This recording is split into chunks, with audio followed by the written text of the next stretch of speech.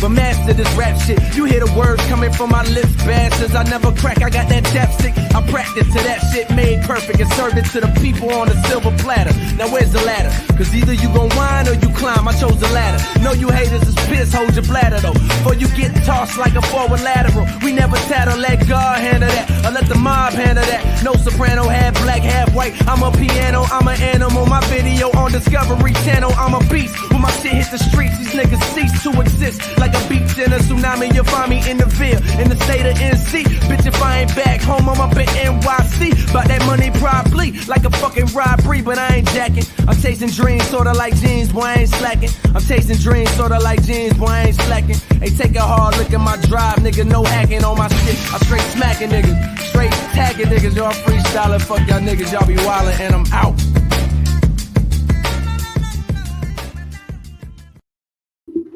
Hey, good morning to everyone, wherever you may be watching that. Whether it's good morning, good evening, good afternoon, wherever you may be watching that around the world. Good morning. Can you hear me? I hear you loud and clear. How you doing this morning? 1, 2, 3, 1, 2, 3. Can you hear me? I hear you. I hear you. Can you hear me? I can hear you. Oh, what you do? Live back out, live back in? Because I can hear you. All right, quick. Let me refresh something right quick. Let me refresh. I can't hear you. Can you hear me? Yeah, I can hear you.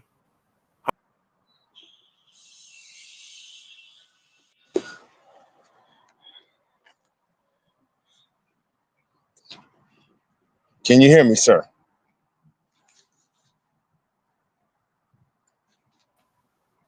You hear me? Hello? I may have to move over. Hello?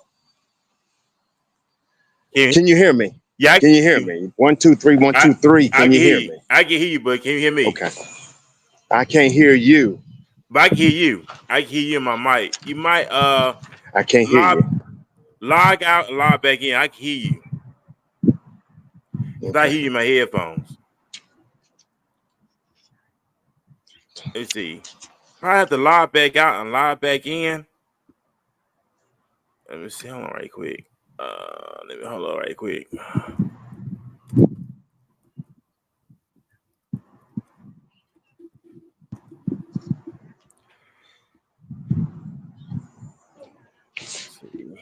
See. You have to probably log back out and log back in. Let's see. Yeah.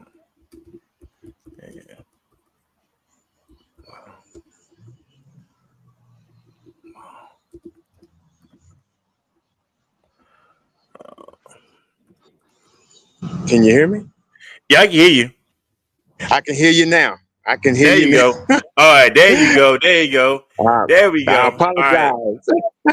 Nah, you good. Nah, you good. Hey, but ladies and gentlemen, we want to thank everybody for tuning in, hanging out with us.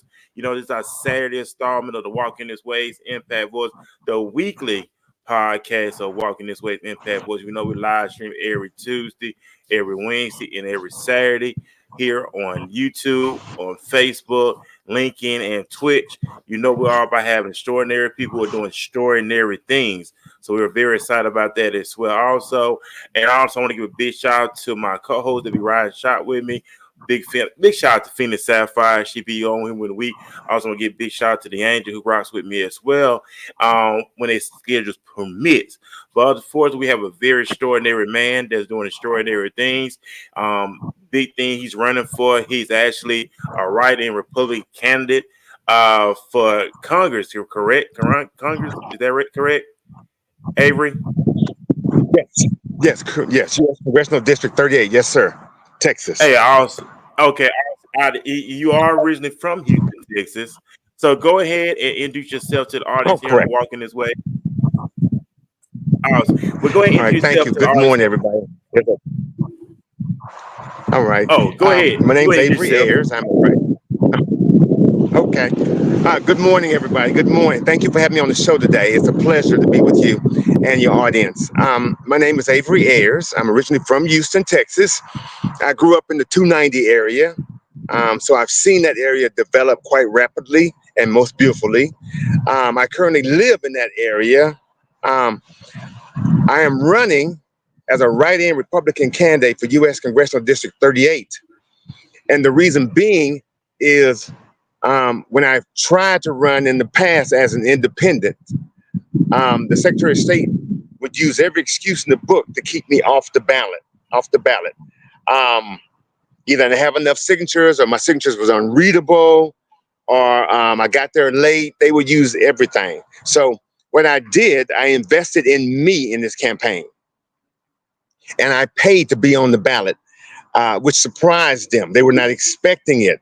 So you can imagine the number of phone calls that went out from the Secretary of State's office in Texas, Austin, to my opponents. But it's been a good campaign so far. All I can tell the people is that, yes, I am an ex-offender. I'm also an honorably discharged United States Air Force veteran. I have a undergrad in business from University of Phoenix. I also have a master's in business administration from the University of Phoenix, and I have an associate degree in paralegal studies. So I'm a paralegal. I went back during COVID and reinvented myself because jobs were being lost or closed down. So now I'm walking this new walk as a candidate for U.S. Congressional District 38. And I'm proud of what I'm trying to accomplish. Hey, you know what? I like that, Avery, how you put that and how you put a spin on it. The things you want to do, the things you want to accomplish. Because the name of this episode is Committed to Bringing Fresh Ideas. And we know when it's time that fresh ideas need to be brought to the forefront.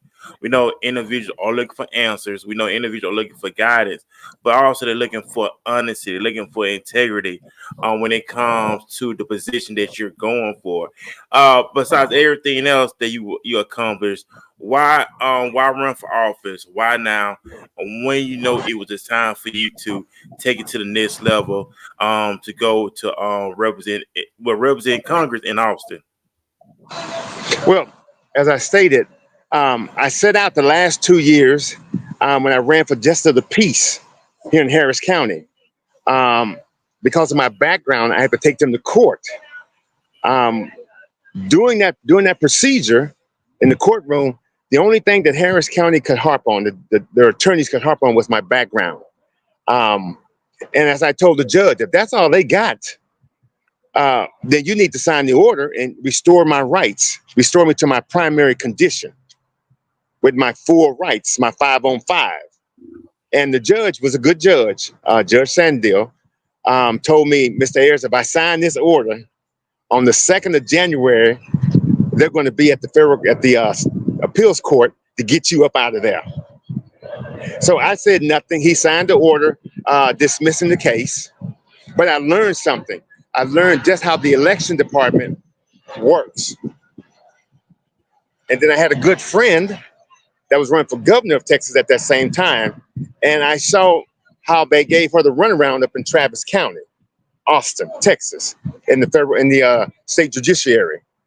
So after that, I made my mind up that it needs to be some changes. And if you're going to make a change, you have to be the change. You have to bring a fresh and new perspective to anything that you're doing on God's green earth. Secondly, we're looking for leaders. America's looking for leaders under Psalm 72. God gave us a criteria and a guideline for leadership and leaders. So Yeah. after going through all this period, I made my mind up that this is the time now for me to do this. And it has been an eye-opening experience because they don't want me on this ballot. They don't even want people to know I'm on the ballot. Wow. That's why today I'm out here registering people to vote. That's why I'm outside. Okay, I had to step away from all the noise because of all Yes, sir. all the people that's being registered today. Man, that's And I awesome. say this to you, and I say this to your viewers: don't wait till October 7th to register to vote. Get registered to vote immediately, because as a voter's deputy register on October 7th, I have to have all of the voters registration cards turned in by 5 p.m. that day. So please don't wait till the last minute. Every vote is precious. I want everybody to invest their vote wisely in the future of the country. Man, y'all hear that, ladies and gentlemen, that y'all watching this morning, where you watching it live, or you go listen to the replay. Go ahead and get out there and register. Go and do it now. Make preparation, make plans to do this, because it's very important for you to have your voices heard. It's very important to exercise your right, your freedom to make votes. So get out there, make your voice be heard. And I got a couple questions for you, Avery, as well. And my first question is, I know you mentioned, ex-offender. So my question is, what is your plan to help ex-offenders? Because we know we had a lot of people who did pay their debt to society. They do deserve a second chance. And we know that through the years, when people had felonies on their records, it was hard for them to get employment, which means if they can get employment, what they end up doing, end up going right back into the system. So what is your plan to help ex-offenders to stay on that right path for those who, you know what, yeah, I paid my debt to society. Now I'm ready to go ahead and fulfill my obligation to have a life that I always wanted to live on the right note. My thing towards the ex-offenders is being an ex-offender, being through the system, okay, being through the court system, fed and state. What my goal is to get them their 5-on-5 back.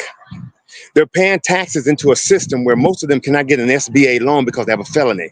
They're paying taxes into a system where they can't get a PPE loan because if you're a felon, you can't. So my job as the next U.S. congressional leader of U.S. Congressional District 38 is to get their 5-on-5 restored. And when I say 5-on-5, most people don't understand. So as a paralegal, I have to break it down for everybody. Okay? Number one, you want your federal and state civil rights restored. That's number one. Number two, you need your Second Amendment restored. Number three, you have the right to sit on a jury. Number four, you have a right to run as a candidate at the state level. Those are your 5-on-5s. Those are your 5-on-5. And when it comes with cleaning off that criminal history, forgive me, I'm outside. It comes with cleaning off that criminal history. Okay? Because if you want them to move forward, the nonviolent ones, you have to open up that door and say, okay, you've been paying taxes into a system with no representation. Okay? You are the unheard voices. That's why I instruct, and let me say this, I educate people. Okay? And I tell all my ex-offenders throughout 254 counties of Texas, if you're not on federal supervised release, if you're not on state probation, if you're not on state parole, please re-register to vote immediately. Let your power and your vote be felt and seen.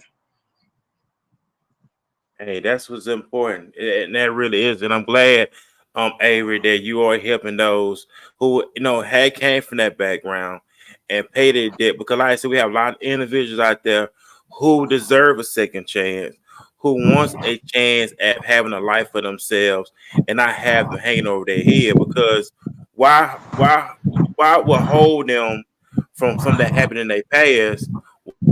They learn from it, pay their debt to it, and they can move on so they can be productive citizens in our country where that won't be holding it against them. So I'm glad that you're implementing that. So it is hope and it is change to say, I'm glad that Avery is doing this, that, hey, I have another chance at life. I have another chance of making a life for myself that I could be a very productive citizen in our country. Well, the piggyback off of that, The Constitution guarantees life, liberty, and the pursuit of happiness. When you have an X on your back, you really can't pursue all three of those that the Constitution guarantees you under the law because of certain man-made rules and regulations. Right. What people don't understand is the moment you come out of prison, your rehabilitation started the moment you walk in that door. When you come out of prison, you're running. You're running to regain ground that you've lost. You're running to reconnect with family and friends. You're running to find employment opportunities. You're running.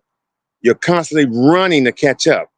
And what I hate, and this is very, very important. When they have job fairs, don't just have a job fair just to get names and numbers so that you can go back to the government and get grant money on it. Provide some real jobs for these young men and women when they come out.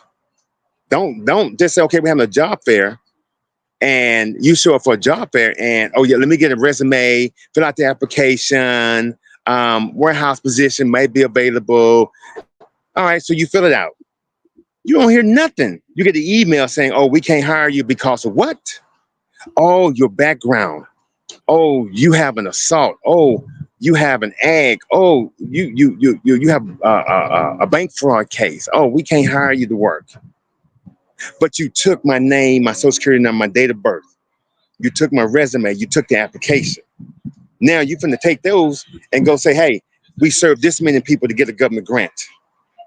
That's finna stop under my leadership. If you're not hiring, don't come to the job fair. Any job fair I have in 38, you better have some jobs available for them to go to work within 10 days. And I don't want to hear nothing about no background. I like that. I really do. I like that. And that's what it's all about, making things happen. And my next question is, what are your thoughts on third parties?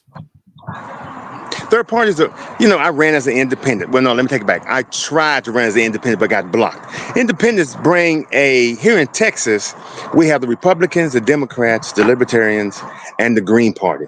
Independent candidates pose a severe threat because they're free thinkers. Mm-hmm. Okay? They don't go along to get along. And that's blocking a lot of them because they don't understand the Lake Travis two-step game that they play. I understood. That's why I told a couple of the independent candidates, put those petitions down. You're going out there getting these petitions, getting the signatures in the hot sun, up and down, and then you take them and turn them in with your application. And all they do is sit on them for 30 days, and they'll send you a letter. No, independent parties are needed. They are needed because they bring a balance. They bring an understanding. They bring a little bit more compassion. They bring a more awareness to what's going on and a need to fix the system. Our Constitution gave us a good government, but it's the people we keep electing. They forget where they come from and who they represent. You represent the family of America. America's resources should only be for Americans. Yeah, and I agree with that 1,000% on what you're saying. And my next question: what are your beliefs about how to motivate people? We know election time come up. We know individuals always say, especially people of color, "Oh, my vote don't count. I'm not gonna vote. It's not gonna count." But what are your beliefs in motivating people? Well, number one, just being an ex-offender. When I came off federal supervised release, the first thing I did was re-register to vote that same day, and I became a voter's deputy registrar. So when I'm registering people and I hear, oh, I have a felony, I can't vote, I tell them, who told you that? And I give them the 3 criteria, and they go, oh, I'm not on any of that. Then let's get you registered. That brings them hope because somebody understands the law. I don't need a staffer reading rules, regulations, statutes to me. I'm a paralegal. I can read myself, but I can also educate and be truthful and transparent with the constituents. Like yesterday on Friday, I was at a barbershop. I did a barbershop tour, and I registered several people to vote who had felonies. They didn't know they could vote. And once I told them the truth and educated them, hey, they registered to vote immediately. So just my campaign and my candidacy is enough to bring hope, because once I'm elected, That's when the ball game began. Because in my district alone, there are 32 zip codes. Okay, there are two precincts, precinct 3 and precinct 4. There are 7 state reps, 7 state senators. I have 2 county commissioners. I have the county commissioner. I have the mayor of Houston, and several other dignitaries that'll be under me. So you can already tell it's going to be some issues. I'm sorry, I'm out in the sun. I'm trying to make sure they're registering these guys and gals right. I'm sorry, y'all. No, you good. I know you out there on the field this morning. Getting these votes in. We know that crunch time is here. We know we're in the middle of September, going to October. You know, Yes. November will be here. So I'm not gonna hold you up. I know you out here out there in the fields No, getting no. stuff done. Yeah, but Take your time. my next, Take your time. Uh-huh. but my next question is, what is your belief on intelligence? That's my next question for you. What are your beliefs on intelligence when it comes to office? Everybody in America has been given the opportunity to educate themselves. Okay? That's one thing I love about this country. You can get an education. You're good to go. Intelligence is what you put in. Either you put garbage in and garbage comes out, or intelligence in, intelligence comes out. I'm a firm believer that if you have good old-fashioned common sense with intelligence, then you should be able to go real far. But if you're squandering your intelligence, that falls on you and the people around you that you're hurting. One thing about me, I'm going to educate, I'm going to be truthful, and I'm going to be transparent. When I educate you, I'm letting you know from the law's perspective what you need to be doing. It's on you what you do with it when I give it to you. Hey, that's it right there. And then my next one is, what are your beliefs about what good leadership look like? What shaped these beliefs? The Bible. As a Christian, God gave us Psalm 72 for leadership requirements and a guideline. When I see Christians saying, I got to leave my Christianity outside the poll, that's crazy. You cannot, you have to take your Christianity in the polls. You have to take your Muslimism in the poll. You have to take your atheism in the poll, your Catholicism in the poll. Okay?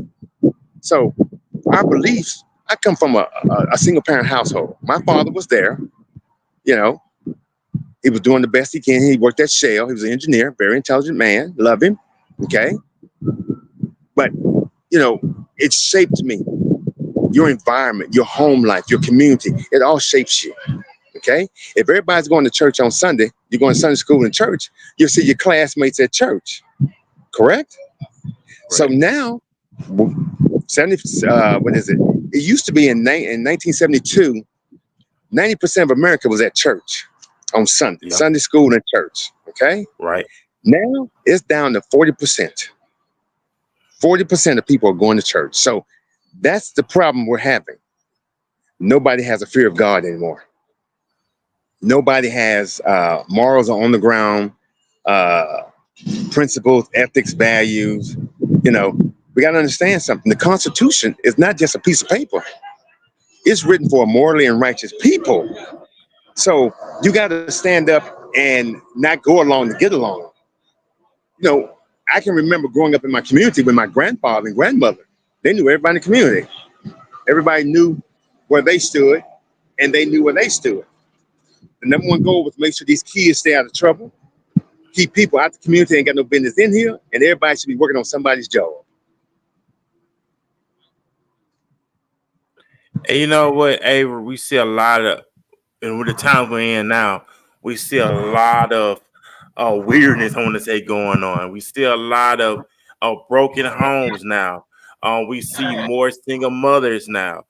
We see fathers not being with each other. I work in the system, and I work in downtown Dallas for the sheriff department. And I remember one Saturday morning when I worked the night shift, and when I'm getting off on Saturday mornings, I'm seeing a mother with her children going up to visitation, and the father's not present. I mean, I heard a lady one time, I'm in my uniform, and I heard this lady was telling her children, don't be acting up like you did last time, or he's going to get you.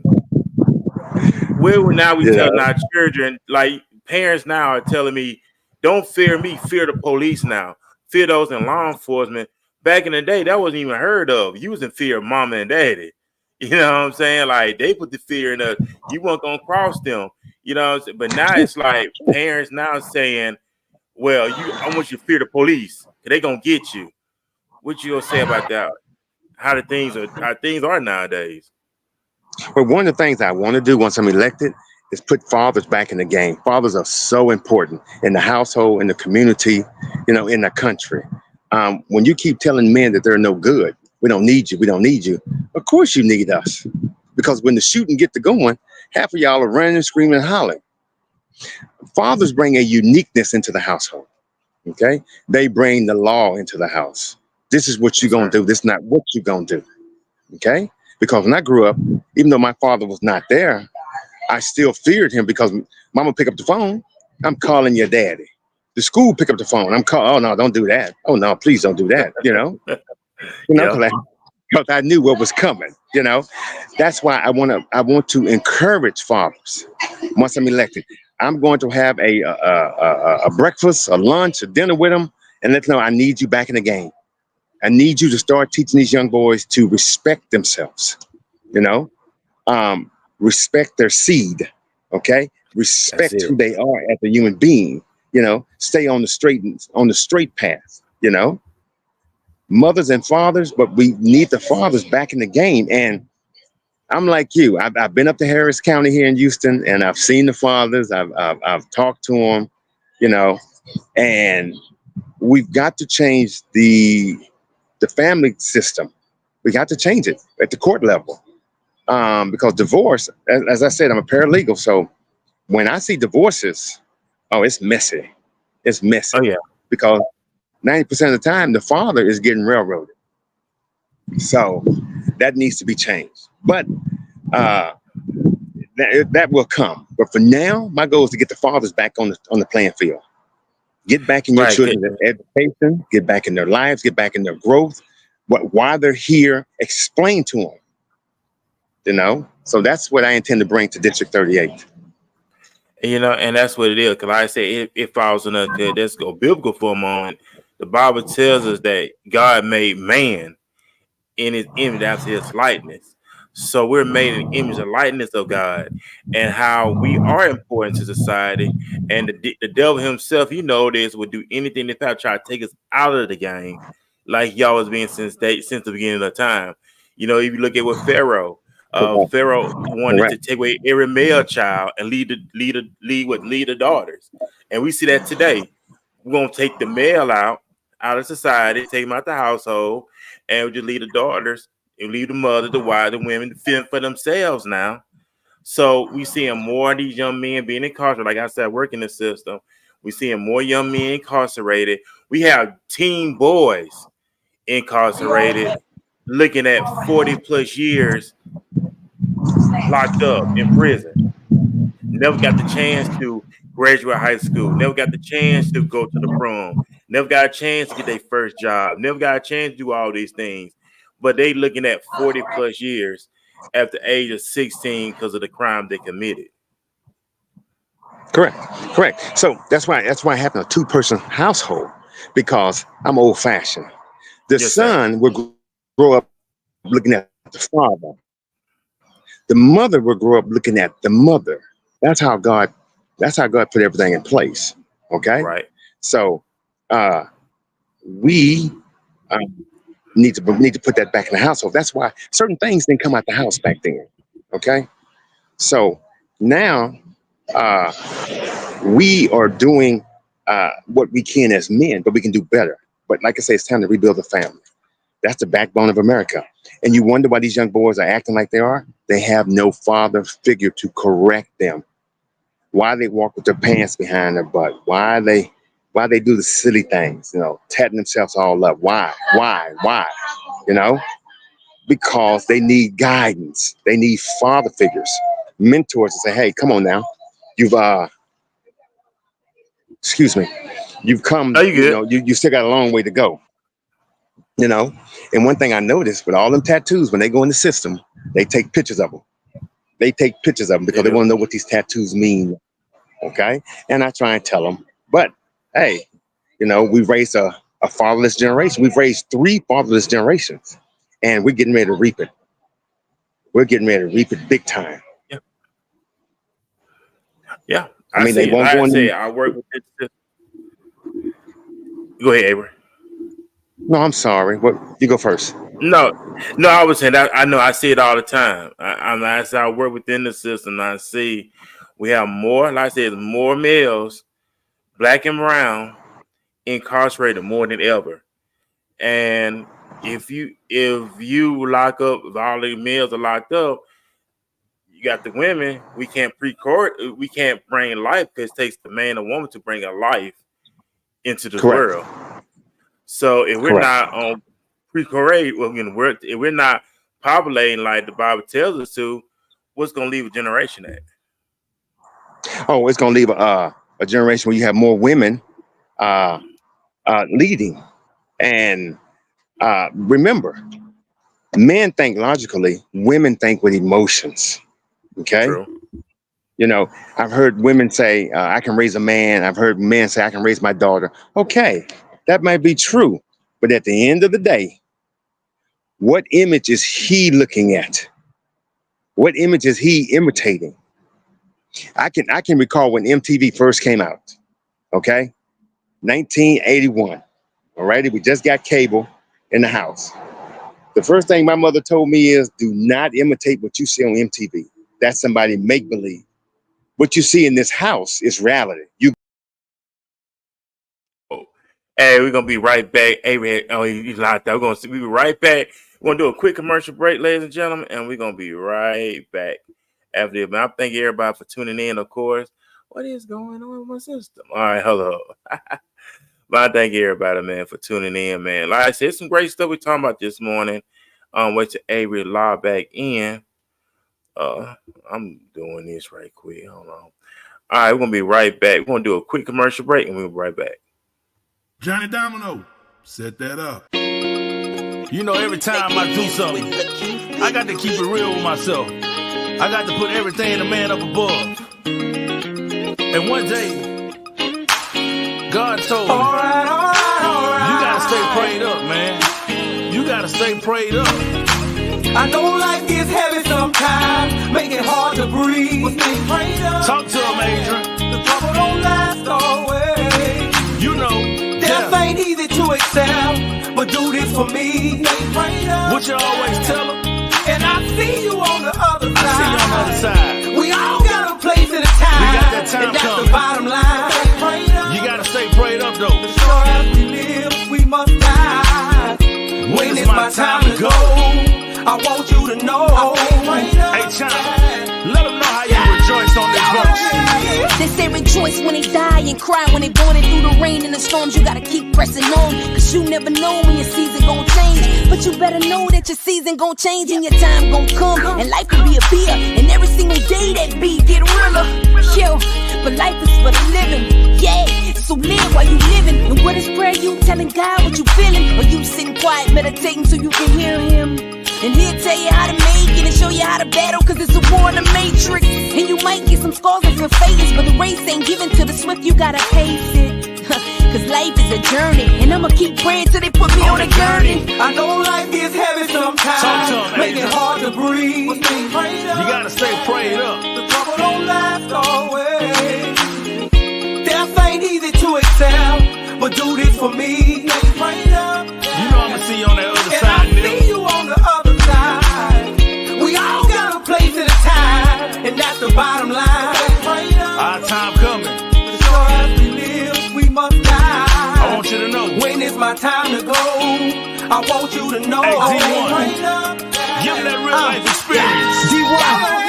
It feel like I'm cursed, but I know that I'm blessed. I smile on the ground, but I know that I'm stressed. My partner got murked, we just laid him to rest. Now I'm at the gun store buying bulletproof vests. I just left out of church, paranoid in the service. I'm looking at me mugged up, got me nervous. So I'll stand up up, thought that he was finna blast me. Ran, gave his life to the Lord, walked right past me. Hold up, ain't prayed in a while. Hold up, remember back as a child, wanted to be like Mike. My grandma bought me Wheaties, couldn't add sugar cause she had diabetes. But those was the days when it all felt easy. Now I get depressed when I turn on the TV. I need me a blessing, so pray for me. Trying to get my soul right cause judgment day coming. I know life is heavy sometimes, make it hard to breathe. But stay prayed up, yeah. The trouble don't last always. Death ain't easy to accept, but do this for me. Stay prayed up, yeah. And I see you on the other side. We all got a place and a time, and that's the bottom line. Stay prayed up. As sure as we live, we must die. You know, I gotta send this dedication out to my dog, my brother, Mr. Magic, and my sis Chastity. You know I stay prayed up. And to everybody that's not here no more, one love. Shout out to my dog, here's Willie Key, Mr. Rolling on the guitar.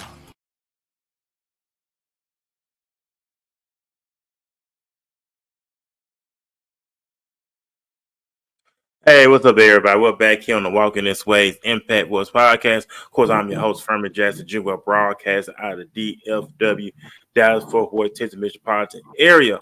Also, I thank Mr. Avery, as he is my guest for this morning. He's a writer and Republican candidate for Congress. I hope I said that right. But he is a Republican candidate, and he's running for office this year. I love his mindset. I also give a big shout out to Payne Jackson for setting this interview up for Avery to come on the show as he gives the insight on who he is. I know right now he's in the fields right now, getting out there, motivating the people, inspiring the people to get out there and vote. So if you're listening this morning, get out there, make your voices heard. Get out there, register to vote. It is your right to get out there and do it. It is your right to make things happen. It is your right to put the right people in office. And also, more importantly, do your research, do your study on who are these candidates are, where they come from, where they're heading, what they're going, what their vision is, what their passion is, and what they're all about, and how they are to bring forth changes. And all that implement these changes because they need you, they need us. We are the backbone of this country, so they need us to let our voice be heard, where they get these things done, that they would take what we got going on and they could bring it to the forefront. That's why the name of the episode is called Committed to Bringing Fresh Ideas. So if you're in the comment section, while for some reason on my end with technical difficulty, I cannot see the comments on StreamYard for some reason, but we're very fortunate to be with y'all this morning on this great Saturday morning. But Avery, are you still there? I'm here. Can you hear me? Yes, sir. I can hear you loud and clear. I know you're out there in the field this morning. No, don't apologize. You're out there working. You're out there getting out there with the public, so their voices get heard, so they can be inspired, motivated, hear your story, and say, okay, where Avery came from and where he's going, I know there is change. There are possibilities. And I remember this interview with Travis Smiley and Will Smith years ago. And Will Smith said that he wanted to represent possibilities. And I look at you, Avery, as a man that's representing possibilities. No matter what walks of life you came from, no matter where you grew up at, where your family came from, that there are possibilities. The Bible tells us with God, all things are possible. So let that resonate in your mind. Let that resonate in your spirit that all things are possible. So I know Peyton in the comment section, I know she put your information, Avery, in the comment section so that people can go in on the website. They can be able to donate as well, and also go on the website. So, hey, make preparations today. Get to know who Avery is, what he's all about, and pretty much that sums it up. Avery, what's been going on? How has the campaign trail been for you? How has it been just being out there in the public? Well, I can tell you this. We had a potential voter contact our office, and they had heard about me, and they wanted some postcards. So I took them the postcards, and it caught them off guard that a candidate would knock on their door and bring them something. So that was the highlight of my campaign, and it encouraged me because they want to see who they're electing, as you stated. They want to see who this person is, who this male and female are, what they're representing, what are they about, what's their campaign, what's their platform. And I spent almost 25 minutes talking to the young lady, and she was impressed. She was like, no candidate has ever knocked on our door. And so with that being said, now she's told her neighbors, her co-workers about me, and we're getting more phone calls, we're getting more donations in for marketing and campaign materials. And so that's a blessing. I'm a human being like everybody else. If they want to meet me, just call the campaign line and say you want some postcards, and I'll bring them to you. That way you can meet me. If you want to be registered to vote, they're on my Instagram and Twitter. I tell everybody exactly where I'm gonna be at: Facebook, Instagram, Twitter, YouTube. You can find me. I'm not hard. I'm making myself transparent for the people. Yes, sir. Yes, sir. And I'm gonna ask you this too. Describe the best kind of people to be in charge. What does being in charge mean? The best people I think that needs to be in charge are those that fear God. Because when you fear God, you're going to do what's right for the people. What does the Bible say? When the wicked is in power, what do people do? The people mourn. People mourn. And when the righteous is in power, what happens? People rejoice. They rejoice. So basically, my district will be rejoicing on election night. And that's what I heard it here first, ladies and gentlemen. And my next question is, I know you are in position of authority as being a Republican candidate for Congress. So my next question is, how important it is to make quick decisions? Well, you make decisions every day, whether you're in the car, whether you're on your job, whether you're in the grocery store, the mall, the highway. You have to always be thinking in season and out of season. You never know. Once I'm elected, they're gonna come, and they're gonna ask certain questions. Hey, we need you on this bill. We think this would be a good bill. No, I need to read that bill. I need to understand what's going on, where the money coming from, who's the money going to benefit. I'm just going to vote for something to go along. No, decisions, quick decisions when you need to, long decisions when you have to. Okay? Because remember, I'm not just affecting me, I'm affecting the family of Congressional District 38. That's what I call them, the constituents, aka the family. You have to be mindful. That's it. And I know for years, I know you're a Republican candidate.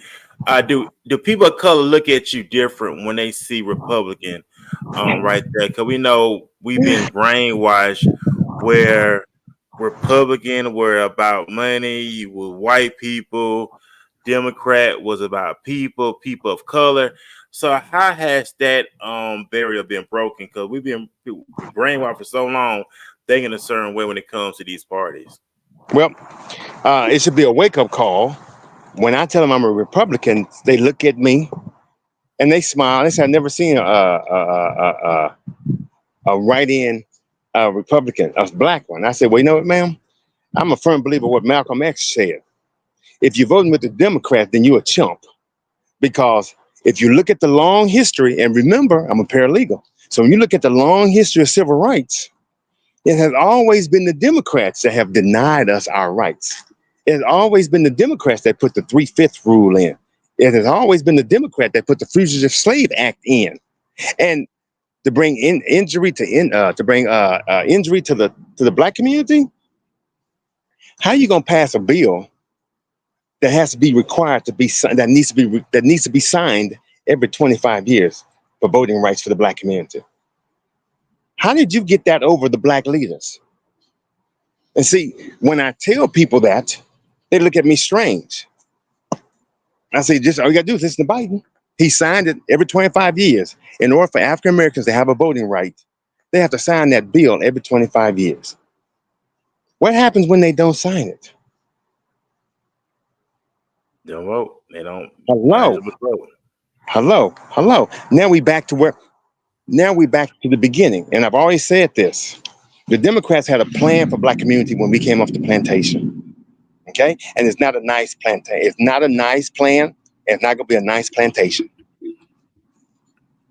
Because anytime you put illegal migrants from 160 countries coming into America ahead of the black community, that should be an eye opener right there. You know, that should be a big eye opener. We can't get reparation, but you can take our tax dollars and take care of everybody else around us. I don't know what's wrong. It makes a lot of sense. I know, like I said, we were brainwashed for so long thinking Republican was white money and Democrat was people and black, but you see, it's not really like that at all until when you open your eyes. Like, wow, I was thinking one way, but now I'm seeing a completely different way. Correct, because you got to understand, black people were Republicans. Abe Lincoln started something, okay? And the grand old party, government of the people, which is my slogan, is to remind the GOP, Reconstruction and reparation go hand in hand. You still got to finish the other half of it. Yes, sir. And that's You know? That was good. And then I know, like I said, and my last and final question, 'cause I know you out there in the field. My last final question is to you: what does success means to you? What does success means to me? Shoot, getting up every morning, striving for it. You know, remember, America owes you a living, but you got to get up and go get it. That's success right there. Okay, I can't stand behind my woman or my wife and be like, "Well, baby, I can't get this, but you can go get it." No, that's not success. No, you got to get up and go get it yourself. Whether it's through education, whether it's through vocational, whether it's through technical, whether it's through it's whatever skills God has blessed you with, you got to get up and go get it. That's what success means. It's not going to come to you. It's not. Because I tell all the time, Avery, on the show, nobody's not going to knock on your front door until you get your life together. You have to get up off your lazy behind and make something happen. You're so right. You're so right. You got to make stuff happen, ladies and gentlemen. You don't make it happen, don't get mad at the next man or next woman because they are progressing. They get out here making things happen. I heard this on YouTube. Sacrificing temporary pledges for long-term success. We know for you to be great, you're gonna have to give up some things. You don't have to give up probably going out party and hanging out if you want to maintain long-term success, and that's what it's all about. But I appreciate you, Avery. I know you're out there in the field, of course. So before you leave and I let you go, do you have any words of wisdom, any sound advice, and most importantly, how can people get more update? I know Peyton put your information in the comment section, but just go ahead and leave us with words of advice, sounds of wisdom to keep our Saturday morning going. Oh no, you're right. Well, invest your vote wisely this election year. Okay, invest it. Secondly, research. Put them phones down. Get the newspaper. Get the radio. Listen to something other than what they putting on these phones. Okay, you know you got to read. You get snippets only get you in trouble. You got to read the rest of it. You know that's why I thank God I grew up in an era where we had the paper, where we had books. You know, when I hear literacy in the home, well, of course you got literacy in the home. Kids aren't reading. They want the tablet. They want the phone. My thing is this. If you're a parent, read with your children. Sit down and read with your children at least twice a week because that encourages them to read. I agree. I do. And I then, agree. And then get up and go vote. Go vote. Go vote. Hey, get up. Hey, y'all get up, go vote. Go ahead and make preparations to register. And if you in Harrison County, right? In Houston, right? Yeah, I'm in Harrison County, Houston, Texas. Okay, so if you out that way today, go ahead and make something happen, make something shake. I know this is Saturday. I know a lot of y'all off work. Y'all probably not doing anything. So hey, get up, go register, take your family with you, take some friends with you, educate yourself, learn some things, and also get a chance to meet Avery out there in the Harrison County area today. Shake hands with him. And I know he love to break bread with you and open your mind. It's all about being open-minded. Don't be closed-minded no more. be open-minded to new ideas. The name of the episode, committed to bringing fresh ideas. So better bring the ideas, but also to your personal life as well as your business life. And like I said, we about to lead this thing, ladies and gentlemen. We're at our mark now. We want everybody to have a great Saturday. I will be back here Tuesday night at 7 p.m. here in Dallas, Fort Worth, Texas. Myself, Phoenix should be joining me, and we're going to have a great time on the show. We got another great guest that's going to be coming on Tuesday night at 7 p.m. Y'all enjoy your day. If you're out there in Harrison County, go meet Avery.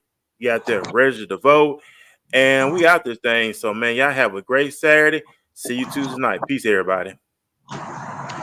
Thank you. Have a good afternoon. Great. See you again. Thank you, Avery. You're welcome. Thank you, my man. Yes, sir.